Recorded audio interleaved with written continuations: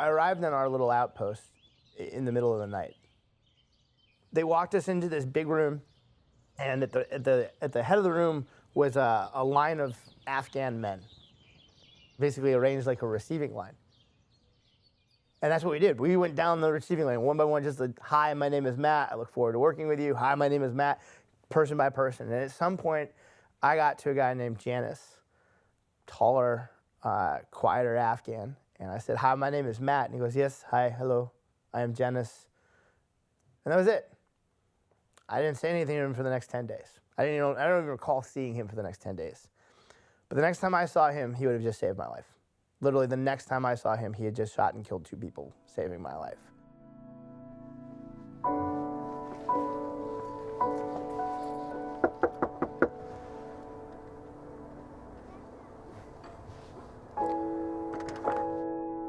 Hi, brother. Assalamu alaikum. Brother.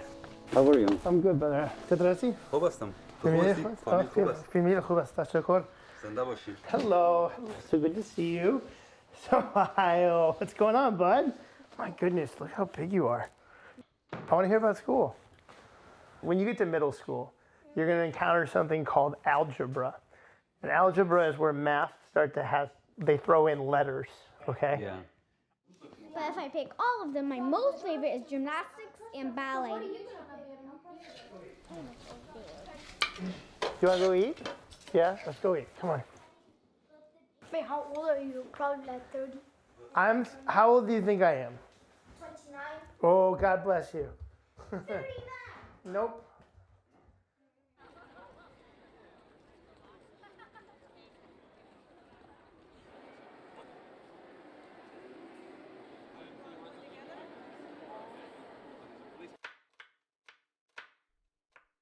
I was like 5 years when I saw the first big explosion in Afghanistan. I was in the city with my mother, and it was in a cinema. Like first time I've seen some dead bodies and some injured bodies that I couldn't sleep for a couple nights. Like it was really shocking for me. Nobody liked the Taliban. There was no work, nothing. Like you could be beaten by them anytime. Especially for women, for girls, there were no school. And like I wanted to go and fight against these like Al-Qaeda and Taliban because people are tired of them and they're a kind of virus. But still, I wanted to do something for my country too. And that's why in 2004, I decided to go become a translator. So this is mine. It's the 101st Airborne, who I went to war with.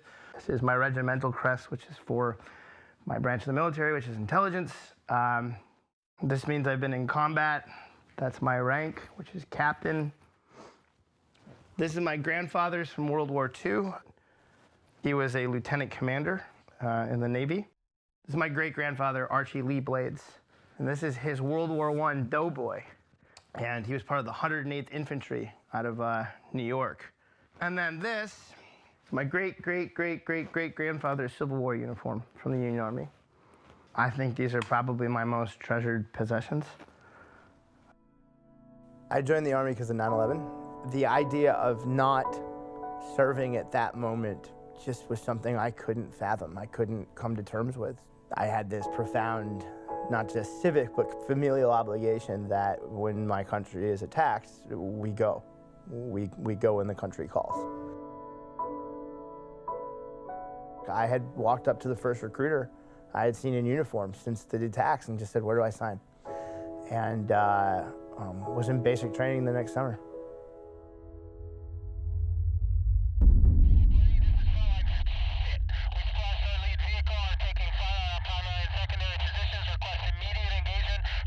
I'm at the base, and our unit receives a phone call from Matt Zeller that their team has been attacked by Taliban. I was on the ground, and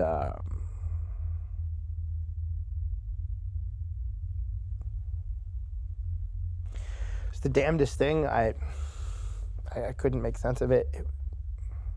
The dirt in front of me was jumping,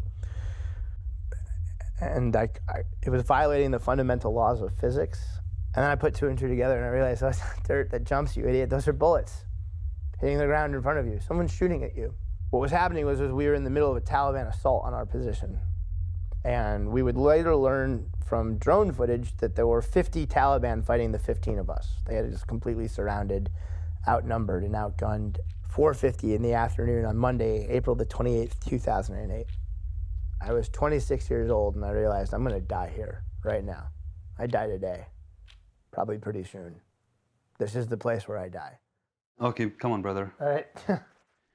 Rice, spinach, chicken, that's what you like. Thank you. And salads on this side. I jumped out of the truck. And when I looked at Matt, I saw two things moving behind him. Like, they were like two Taliban. You know, like when a tiger or a lion is going to hunt a deer, you know, like they're moving really slow. Nobody can hear them. That's how the Taliban were moving slowly from his behind. He sees these two guys, and Janis is thinking, as he'll tell you, I can't just go up and tap Matt. He doesn't know who I am. He may very well shoot me. What am I gonna do? I can't shoot back at these guys because I might startle Matt, and he might turn firing at me, shooting me when I'm trying to save him. So Janis made a split-second decision. He bum rushed me, and he shoulder checked me like you would some guy into the boards in hockey, or knock somebody on his ass in football. And that's what he did. He hit me as hard as he could with his shoulder. I hit the deck. I got the wind knocked out of me. And as this was happening, I heard the unmistakable sound of an AK-47 going off right next to my head. And I just thought, well, that's it. I'm dead. They got me. Because we don't have AK-47s in our military. And then all of a sudden, like, this guy is standing right over me. And he put his hand out to pull me up. He goes, "You're not safe." And as he pulled me up out of the hole, I looked past him, and that's where I saw the bodies of the two guys he had just shot and killed, saving my life.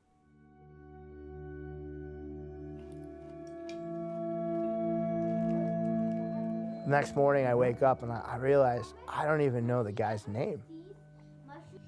I don't even know the dude's name, and he just gave me the gift of life in the most fundamental way. So I go looking for him, and I find him sitting alone in our dining hall, eating by himself. And I walked up and I sat down and I said, "Can I eat with you?" And he's like, "Yeah, sure." And I said, "Man, I don't even know your name. My name's Matt." And he goes, "Yeah, we met earlier. I'm Janis." And I said, "Oh, well, Janis, I owe you a life debt. But I know nothing about you. You don't even understand. This is a real hard thing to reconcile with at the time, because for my 26 years of existence, I didn't know this guy existed until 10 days before all this. And yet, he was now my best friend and my guardian angel, and I didn't realize he would become the single most important factor to our survival. Not just my survival, but the survival of our unit.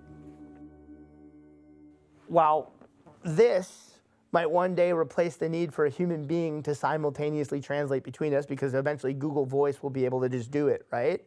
This doesn't have any cultural context. This can't tell you that it's been coming to this village every day for the last 2 years and knows everyone around here, and that guy's a liar and that guy's honest, and oh, by the way, if the kids don't come out and ask for candy, that's a key indicator that we're about to get attacked, because they've been told to stay home and stay away because there's about to be an ambush. But on the days when there aren't ambushes, the kids rush up to the vehicles looking for candy and handouts, right? This doesn't tell me any of that. A guy like Janis does. When we were in firefights, we noticed early on that the Taliban would shoot the vast majority of their bullets at our translators first, because they understood those were the critical links between us and the ability to accomplish our mission. And without them, we couldn't communicate with the world around us, let alone begin to understand it. Janis was my eyes and my ears to the Afghan people, and he was my voice to them and their voice back to me. He was my cultural barometer. He was my cultural ambassador. He was my filter. He was more important to our survival than our weapons.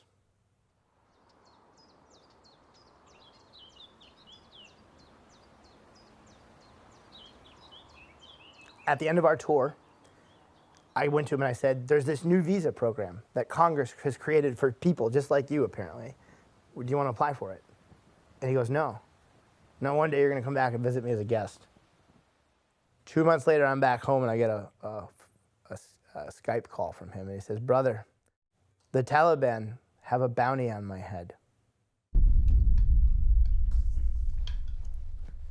You are playing with your life when you become a translator. Not only your life, but your entire family's life. The Taliban, they called us American spies, and they called us Americans' eyes and ears. I received a call from one of the Taliban. He told me he knew where I'm living, where my family is living. And he said, now there is no more warnings for me. They will kill me or a member of my family. I said, no, brother, now I need your help. So good. Do you want more, brother? No, I'm good, thank you. Thank you. And Janis contacted me out and he said, you think maybe you could sponsor me for that visa? I said, sure, thinking naively it would take 6 months, maybe a year. 4 years later, that was 2009. 4 years later, it was the summer of 2013, we were still waiting for his visa. And I said, Janis, I think the only course of action we have left at this point is to go public with our story. As an Afghan war vet, I know firsthand the value of a translator. In fact, I wouldn't be sitting here right now talking to you had my translator, Janis, not saved my life in a firefight in Afghanistan in 2008. We have an update on a story we've been telling you about on CBS this morning. We ended up needing to get about 10 members of Congress personally involved. But we were able to get his family and him their visas through the system. I don't know if I can properly describe to you the sense of relief it felt like when he got off the plane. I mean, like, it was palpable. You could feel him exhale when I hugged him. And I know that exhale because it's the same exhale I gave when I got home to America at the end of my tour of duty in Afghanistan.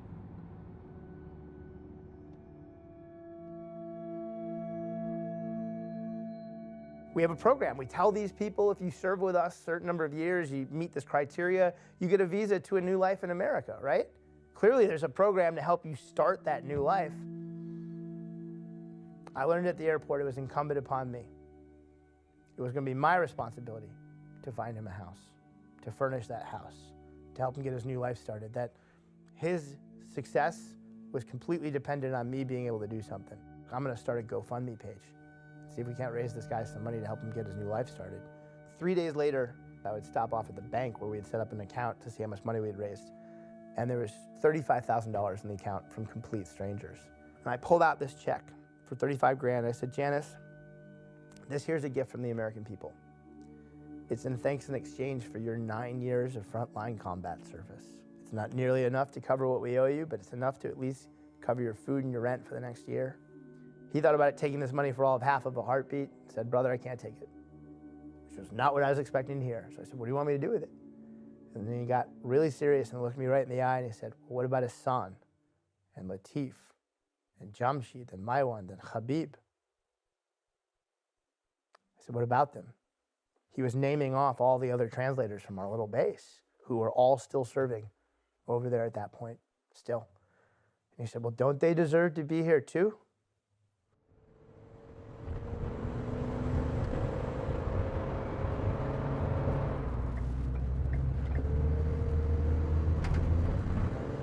There are still translators standing shoulder to shoulder with the American and fighting against the Al-Qaeda, but now they are abandoned.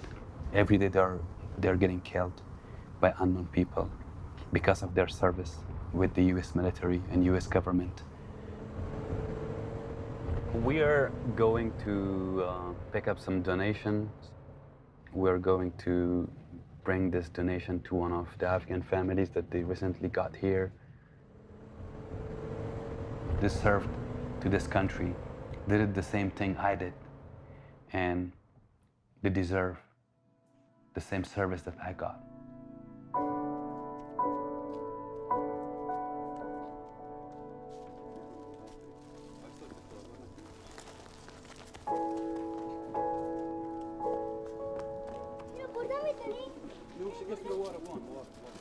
Our people We are tired of war.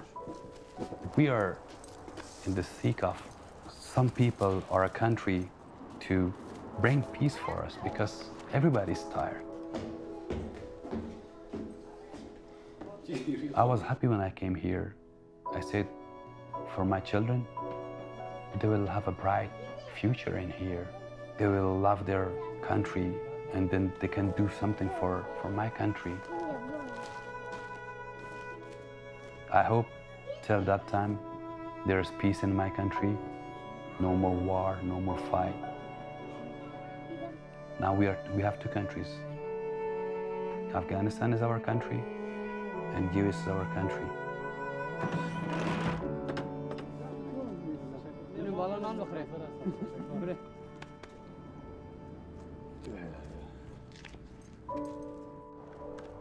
Okay, let's go, guys.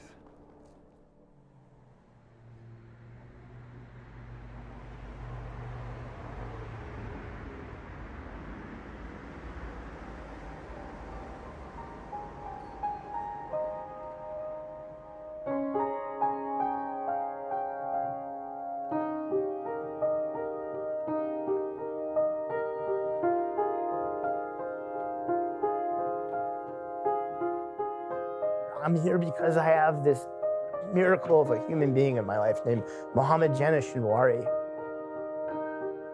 That's a person who did 9 years of fighting so that we all could have a better existence.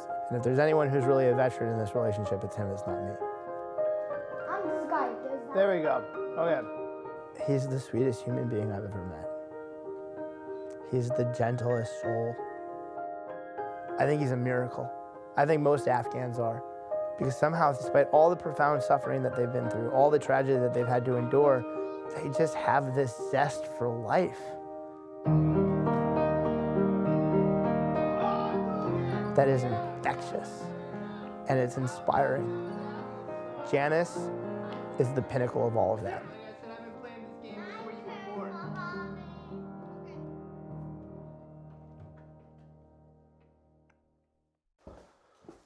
Happy Veterans Day.